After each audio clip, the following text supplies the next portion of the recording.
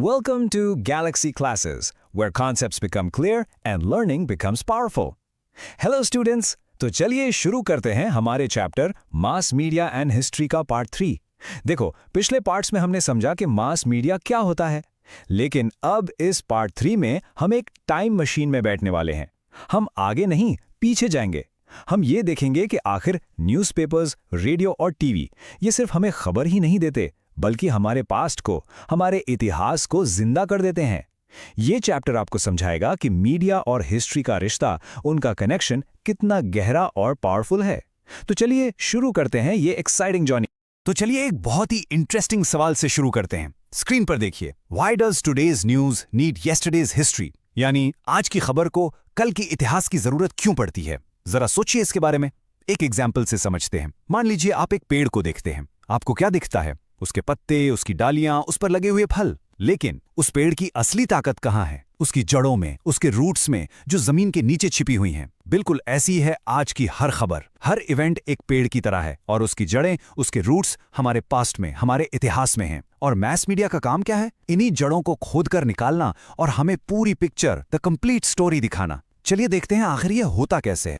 तो ये है हमारा आज का सफर, हमारा रोड मैप। इसे हम स्टेप बाय स्टेप आगे बढ़ेंगे ताकि कोई भी कॉन्सेप्ट मिस ना हो। सबसे पहले हम न्यूज़पेपर्स की दुनिया में जाएंगे, द प्रिंटेड पास्ट। फिर हम कानों से सुनेंगे हिस्ट्री को, आकाशवाणी, हिस्ट्री ऑन एयरवेज में। उसके बाद हम अपनी आंखों से इतिहास को जिंदा होते देखेंगे, टेलीविजन, हिस्ट्री ऑन स्क्रीन में।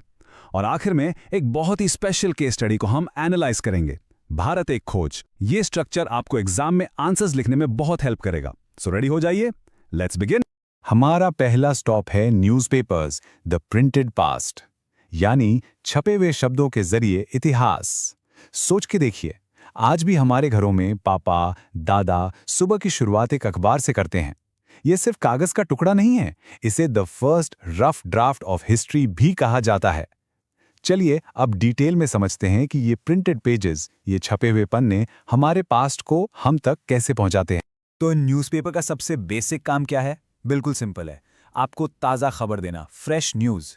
पर सोचिए, अगर एक न्यूज़पेपर में सिर्फ ये लिखा हो कि इंडिया ने एक नया सैटेलाइट लॉन्च किया, तो क्या ये इन्फॉर्मेशन पूरी है? नहीं। आपके मन में सवाल आएंगे, सर पहला कब लॉन्च हुआ था? इससे पहले हमने क्या क्या अचीव किया है, राइट? इसी को कहते हैं बैकग्राउंड ऑफ एन इवेंट। और इस बैकग्राउंड को बताने के लिए न्यूज़पेपर को इतिहास का सहारा लेना पड़ता है। They have to resort to history. पूरी कहानी बताने के लिए पास्ट में जाना जरूरी है। अब देखिए, रिपोर्टर्स एक बहुत ही स्मार्ट टेक्निक यूज करते हैं। आपकी टेक्स्ट बुक में इसके लिए एक टर्म है, पैरेलल इवेंट्स। इसे एग्जाम के लिए हाईलाइट कर लीजिए। पैरेलल का मतलब होता है एक जैसा या समानांतर। रिपोर्टर क्या करता है? वो आज की किसी घटना को हिस्ट्री की किसी ऐसी ही घटना के साथ जोड़कर कंपेयर करके दिखाता है। जैसे स्क्रीन पर देखिए, एक तरफ आज का प्रोटेस्ट है और दूसरी तरफ आज़ादी की लड़ाई का जुलूस। जब एक रिपोर्टर इन दोनों को कंपेयर करेगा तो आपको आज के प्रोटेस्ट का महत्व, उसकी इंपॉर्टेंस और गहराई से समझ आएगी। आपको एक डीपर अंडरस्टैंडिंग मिलती है। This is the power of parallel events. अच्छा, आपने जरूर देखा होगा कि कभी-कभी न्यूज़पेपर के साथ एक एक्स्ट्रा कलरफुल मैगजीन जैसा पेपर आता है। उसी को कहते हैं सप्लीमेंट। ये न्यूज़पेपर की तरफ से एक स्पेशल गिफ्ट होता है जो किसी खास दिन पर आता है तो commemorate important historical occasions. Commemorate का मतलब होता है किसी खास दिन को याद करना, उसकी याद में कुछ करना।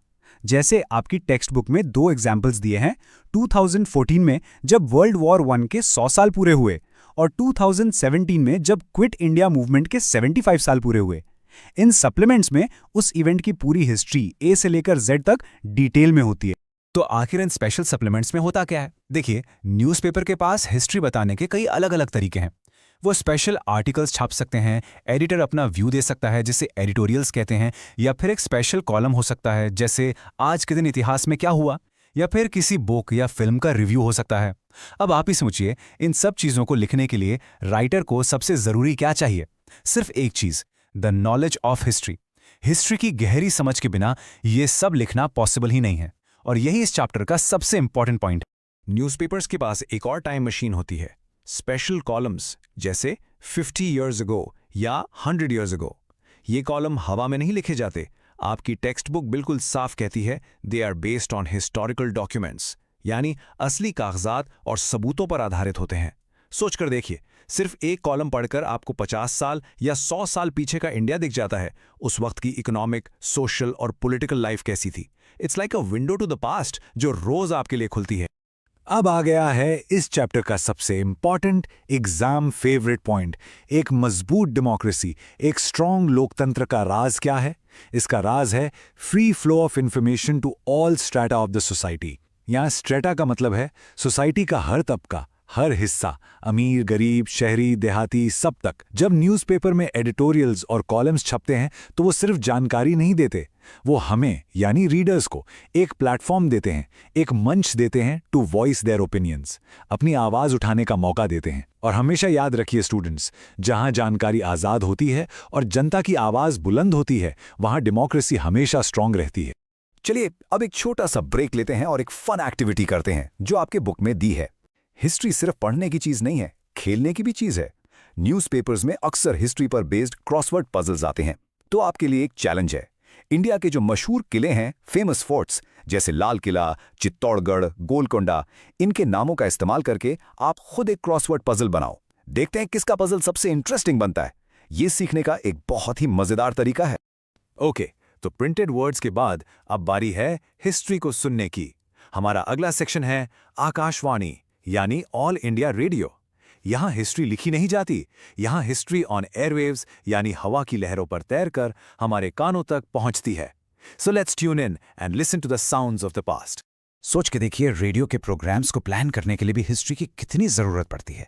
और इसका सबसे बेहतरीन एग्जाम्पल है आकाशवाणी का खजाना। उन्होंने 1947 से लेकर आज तक हर प्राइम मिनिस्टर की 15 अगस्त की स्पीच को संभाल कर रखा है। Preserved recordings. यह सोचना ही कितना अमेजिंग है कि आप आंखें बंद करके पंडित नेहरू की आवाज़ सुन सकते हैं जब उन्होंने आज़ाद इंडिया को पहली बार संबोधित किया था। यह सिर्फ रिकॉर्डिंग्स नहीं है, यह हमारे देश की आवाज़ का इतिहास है, एक इनवैल्यूएबल ऑडियो आर्काइव है। आकाशवाणी एक और बहुत इंपॉर्टेंट काम करता है। वो हिस्टोरियंस को यानी इतिहासकारों को एक्सपर्ट गेस्ट के रूप में इनवाइट करता है।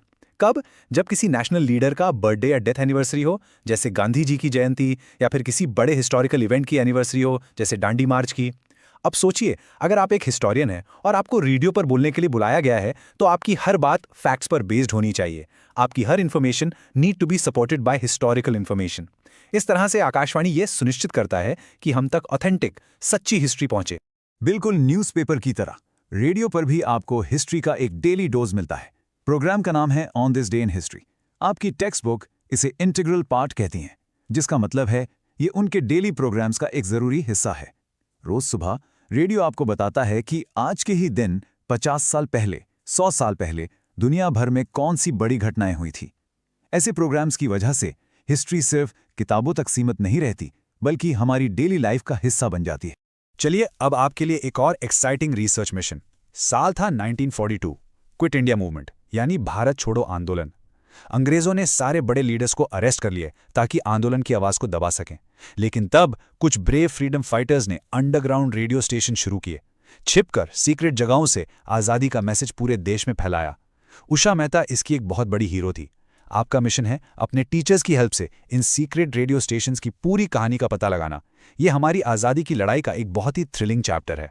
तो पहले हमने इतिहास को पढ़ा, फिर हमने इतिहास को सुना। अब वक्त है इतिहास को देखने का। हम आ गए हैं मीडिया की दुनिया के सबसे बड़े रेवोल्यूशन पर, टेलीविजन। हिस्ट्री ऑन स्क्रीन, एक ऐसा मीडियम जिसमें आवाज और तस्वीर यानी ऑडियो और विजुअल दोनों एक साथ थे। चलिए देखते हैं इस जादुई डिब्बे ने, इस मैजिक बॉक्स ने हिस्ट्री को प्रेजेंट करने का तरीका कैसे बदल दिया। ये line television is an audio visual medium इसकी पूरी ताकत बता देती है। सोचिए, न्यूज़पेपर आपको इवेंट के बारे में बताता था, रेडियो आपको इवेंट सुनाता था, लेकिन टेलीविजन ने सारी लिमिटेशंस, सारी सीमाएं तोड़ दी। उसने इवेंट को आपकी आंखों के सामने दिखा दिया, एक्चुअल विजुअल्स। सोचो, पहली बार लोगों ने रिपब्लिक डे की परेड या क्रिकेट मैच को अपनी आंखों से लाइव देखा। इसीलिए टेक्स्ट बुक कहती है, किसी भी इवेंट को एज इट एक्चुअली हैपेंड देखने के लिए टीवी का कोई मुकाबला नहीं है। और टेलीविजन ने इतिहास को हर घर में पहुंचा दिया। इसकी शुरुआत की हमारे अपने दूरदर्शन ने। आपकी बुक में कुछ लेजेंडरी सीरियल्स के नाम हैं, रामायणा, महाभारता, भारते खोज और राजा शिव छत्रपति। इन सीरियल्स ने इतना लार्ज ऑडियंस अट्रैक्ट किया कि जब ये टीवी पर आते थे तो सच में सड़कें खाली हो जाती थीं। पूरा इंडिया एक साथ बैठकर अपने इतिहास, अपनी संस्कृति से जुड़ता था। ये थी हिस्टोरिकल टेलीविजन की ताकत। लेकिन इतिहास को टीवी पर दिखाना एक बहुत बड़ी जिम्मेदारी है, अ ग्रेट रिस्पॉन्सिबिलिटी। आप कोई गलती नहीं कर सकते। इमेजिन कीजिए आप एक फिल्म बना रहे हैं जो 200 साल पुरानी कहानी पर है। आपको किन चीज़ों का ध्यान रखना पड़ेगा? यही है एक्यूरेसी की चेकलिस्ट। नंबर 1, एनवायरनमेंट, उस जमाने का माहौल। नंबर 2, आउटफिट्स, उस जमाने के कपड़े। नंबर 3, वेपनरी, उस दौर के हथियार। नंबर 4, लाइफस्टाइल्स, उनका रहन सहन। और नंबर 5, सबसे मुश्किल, लिंगुअल एक्सप्रेशन, उस दौर की भाषा, उनका बोलने का तरीका। इन सब चीज़ों को परफेक्ट करने के लिए डायरेक्टर को एक हिस्टोरियन की तरह सोचना पड़ता है। They need a deep understanding of history. आज टीवी पर सिर्फ दूरदर्शन नहीं है। चैनल्स जैसे डिस्कवरी, नेशनल ज्योग्राफिक, हिस्ट्री, इन्होंने हमारे लिए एक rich treasure of global history खोल दिया है। एक ऐसा खजाना, एक ऐसी खिड़की जिससे हम घर बैठे बैठे इजिप्ट के पिरामिड्स देख सकते हैं और रोम के कॉलोसियम की शान महसूस कर सकते हैं। इन चैनल्स की वजह से हिस्ट्री अब बोरिंग सब्जेक्ट नहीं रही, ये एक एंटरटेनिंग एडवेंचर बन गई है।